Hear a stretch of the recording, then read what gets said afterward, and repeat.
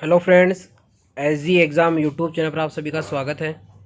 दोस्तों, आईसीआर के एग्ज़ाम से रिलेटेड जो भी आपके इम्पोर्टेंट डॉक्यूमेंट्स हैं वो सारे के सारे मैं आपको इस वीडियो में बताने वाला हूं कि काउंसलिंग जैसे स्टार्ट होगी तो काउंसलिंग के टाइम पे आपको कौन कौन से डॉक्यूमेंट्स की नीड होगी और जब एडमिशन होगा तब कौन कौन से डॉक्यूमेंट्स की नीड होगी। तो देखिए, काउंसलिंग के टाइम पर आपको ज़्यादा डॉक्यूमेंट्स की नीड नहीं होती है।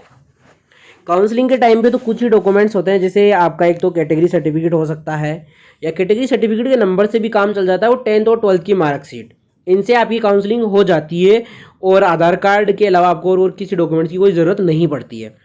लेकिन तो 3 डॉक्यूमेंट्स मैंने आपको बता दिए, कैटेगरी सर्टिफिकेट आपके पास होना चाहिए, 10th 12th की मार्कशीट और आधार कार्ड आपके पास होना चाहिए। इन चीज़ों से आप काउंसलिंग तो करवा सकते हो, लेकिन जैसे ही कॉलेज मिलती है, कॉलेज अलॉट होती है, तो आप लोगों को कौन कौन से डॉक्यूमेंट्स की ज़रूरत होती है वो मैं आपको यहाँ पर बता रहा हूँ। तो देखिए, सबसे पहले मैं आपको यहाँ पर बता देता हूँ, proof of date of birth. Date of birth का मतलब है कि आपके जैसे 10th की मार्कशीट होती है वो डेट ऑफ बर्थ के प्रूफ के रूप में चल जाती है, या फिर आपका आधार कार्ड, या फिर अगर किसी का डेट ऑफ बर्थ का अगर सर्टिफिकेट बना हुआ हो, जन्म प्रमाण पत्र, तो वो भी चलता है, ठीक है। और उसके अलावा जैसे आप उसके बाद आपका हो गया 10th की मार्कशीट और उसके साथ सर्टिफिकेट। तो कई जो स्टेट बोर्ड्स हैं वो सर्टिफिकेट भी साथ में देती है 10th की मार्कशीट के साथ में, अगर देती है तो ठीक है, अदरवाइज कोई दिक्कत नहीं है, उसको माइग्रेशन सर्टिफिकेट हम बोलते हैं, ठीक है। तो 10th की मार्कशीट आपको चाहिए, उसके अलावा 12th की मार्कशीट आपको चाहिए।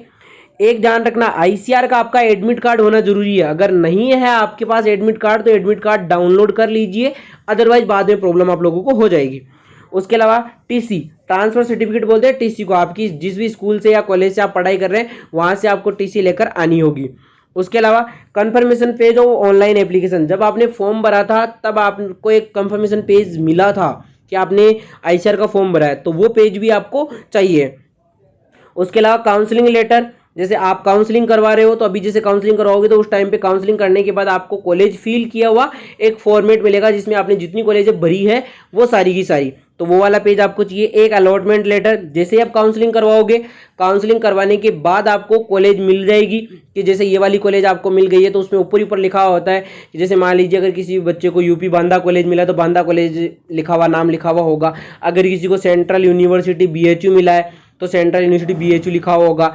अगर किसी को एनडीआरआई मिला है तो एनडीआरआई करनाल उसमें लिखा हुआ होगा, ठीक है। तो वो अलॉटमेंट लेटर हो गया। उसके अलावा प्रोविजनल एडमिशन लेटर, तो ये आपके जो वहाँ पर जो फी, जैसे आप एडमिशन के लिए अप्लाई करोगे वहाँ पर एक लेटर आ जाएगा, उसको प्रोविजनल एडमिशन लेटर बोलते हैं, वो आपके पास होना चाहिए। पासपोर्ट साइज की कलर फोटो, जो आपने एप्लीकेशन फॉर्म में लगाई थी वो वाली फोटो, अगर वो नहीं है तो नई फोटो आप बनवा ले, करंट वाली फोटो, कम से कम ये 5 फोटो आपको चाहिए होगी। उसके अलावा डोमिनिकल सर्टिफिकेट को बोलते हैं मूल निवास, आप जहाँ के निवासी हैं वहाँ का एक सर्टिफिकेट होना चाहिए जिसमें आपका कंप्लीटली एड्रेस होता है। आधार कार्ड के अलावा दूसरा एक सर्टिफिकेट होता है डोमिनिकल सर्टिफिकेट, ठीक है।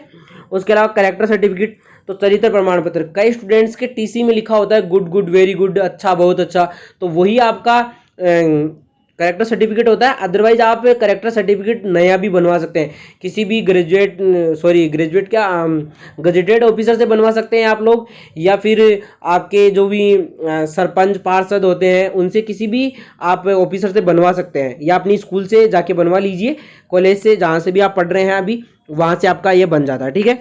उसके अलावा medical certificate for PWD candidate, अगर आप पीएच के स्टूडेंट है तो आपके पास पीडब्ल्यूडी कैंडिडेट का वो सर्टिफिकेट होना चाहिए। अगर कोई डिफेंस का है, एक्स्ट्रा रिजर्वेशन कैटेगरी का जो भी सर्टिफिकेट है वो आपके पास होना चाहिए। इसके अलावा और क्या होना चाहिए मैं आपको बता देता हूँ। इसके अलावा देखिए, ये हो गया मूल निवास आपका हो गया है। एक ये कैटेगरी सर्टिफिकेट, जाति प्रमाण पत्र आपके पास होना जरूरी है। ईडब्ल्यूएस के कैंडिडेट के पास ईडब्ल्यूएस होना चाहिए, एससी के कैंडिडेट के पास एससी का सर्टिफिकेट होना चाहिए, ओबीसी वाले के पास ओबीसी वाला होना चाहिए। अनरिजर्व कैटेगरी के लिए इसकी कैटेगरी सर्टिफिकेट की कोई नीड नहीं होती है और हर एक कैंडिडेट के लिए होती है। अब कई बच्चों के दिमाग में ये डाउट हो रहा होगा कि सर जो कैटेगरी सर्टिफिकेट है वो मुझे सेंटर का चाहिए या स्टेट का, तो ध्यान रखना, सेंटर स्टेट का दोनों में से कोई सा भी चल जाएगा, कोई प्रॉब्लम नहीं होती है इसमें। अगर आपके पास टाइम है तो आप सेंटर का बनवा लीजिए, बहुत अच्छा रहेगा, क्योंकि सेंटर का एग्जाम है तो सेंटर का ज़्यादा अच्छा रहेगा, लेकिन स्टेट वाले में भी कोई परेशानी नहीं होती है। और ध्यान रखना, ये जो सर्टिफिकेट है ये 6 मंथ से पुराना नहीं होना चाहिए। 6 मंथ के लिए वैलिड होता है, सेंटर का 1 ईयर के लिए होता है, और स्टेट का अगर बना हुआ है तो वो 6 मंथ के लिए ही वैलिड होता है, इससे ज़्यादा वैलिड नहीं होता है। 10th की मार्कशीट हो गई, 12th की मार्कशीट हो गई, माइग्रेशन सर्टिफिकेट हो गया, कैरेक्टर सर्टिफिकेट हो गया, टीसी और 5 फोटो। देखिए गैप सर्टिफिकेट एक ऐसा सर्टिफिकेट है, अगर मान लीजिए आपने 2021 के अलावा अगर किसी भी ईयर में 2020, 19, 18, 17, 16 में अगर आपने 12th पास की है, अभी आप करंट में साल भर कुछ नहीं कर रहे थे, तो आपको स्टाम्प पेपर की शॉप से आपको एक गैप सर्टिफिकेट नाम का सर्टिफिकेट आता है, वो बनवा के लेके आना पड़ेगा। ये स्टाम्प पेपर की शॉप पे बन जाता है। तो ये वाले डॉक्यूमेंट्स हैं जो आपको चाहिए, और सारे डॉक्यूमेंट्स की आपको 5-5 फोटो चाहिए होगी। अभी काउंसलिंग, जब आप काउंसलिंग करवा रहे हो उस टाइम पे इन डॉक्यूमेंट्स की नीड नहीं है। उस टाइम पे केवल आपको कुछ ही डॉक्यूमेंट्स हैं, जैसे 10th की मार्कशीट, 12th की मार्कशीट, उसके अलावा आधार कार्ड, इनसे आपका काम हो जाएगा। ठीक है।